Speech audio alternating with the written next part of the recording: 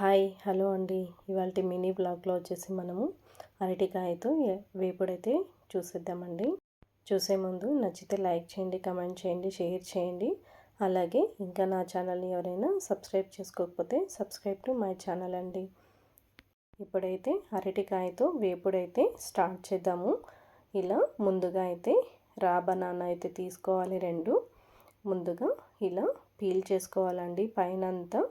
ఇలా పీట్ చేసుకున్న తర్వాత మనము కొద్దిగా ఉప్పు తీసుకొని ఒక బౌల్లో వేసుకొని అందులో ఇప్పుడు మనము కట్ చేసుకున్న అరటికాయ ముక్కలు అయితే అందులో వేసుకోవాలి.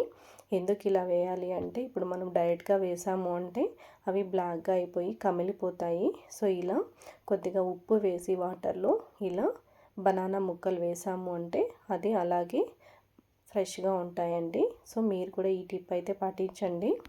ముందుగా స్టవ్ వెలిగించి బండలు పెట్టుకొని అందులో ఆయిల్ అయితే వేసుకుందాము. ఇప్పుడు ఆయిల్ అయితే హీట్ అయ్యింది. ఇప్పుడు ముందుగా పోపు అయితే వేసుకుందాము. ముందుగా కొద్దిగా పచ్చిశనగపప్పు అలాగే మినపప్పు కొద్దిగా వేసి దూరగా వేయించుకుందామండి. ఇలా దూరగా వేయించుకున్న తర్వాత మనం ముందుగా కట్ చేసి పెట్టుకున్న బనానా ముక్కలు అయితే వేసుకొని బాగా ఫ్రై చేసుకోవాలి. ఇలా కొంచెం సేపు ఫ్రై అయిన తర్వాత ముందుగా కొంచెం ఉప్పు అయితే యాడ్ చేసుకుందాము. అలాగే కొద్దిగా పసుపు అండి యాడ్ చేసుకుని బాగా ఫ్రై చేసుకోవాలి.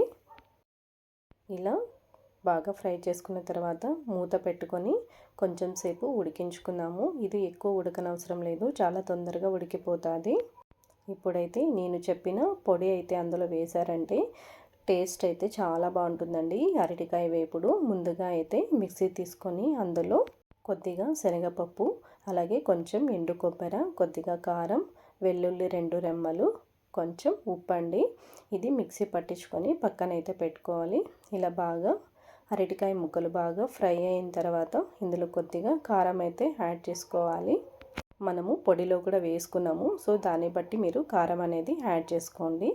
ఇలా కొంచెం సేపు యాడ్ చేసుకున్న తర్వాత బాగా ఫ్రై చేసుకున్నాక ఇప్పుడైతే మనం ముందుగా మిక్సీలో పట్టించుకున్న పొడి అయితే అందులో వేసేసి బాగా కలుపుకుందామండి. సో ఇలా కలుపుకున్న తర్వాత మన వేపుడైతే అయిపోతుంది.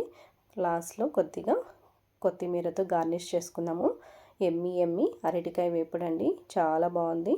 టేస్ట్ అయితే చాలా బాగుంటుంది. మీరు కూడా తప్పకుండా ట్రై చేయండి. మీకు నచ్చిందా అండి? నచ్చితే లైక్ చేయండి, కమెంట్ చేయండి, షేర్ చేయండి. ఇంకా ఎవరైనా నా ఛానల్ని సబ్స్క్రైబ్ చేసుకోకపోతే సబ్స్క్రైబ్ టు మై ఛానల్. తప్పకుండా వేపుడైతే ట్రై చేయండి. Thanks for watching.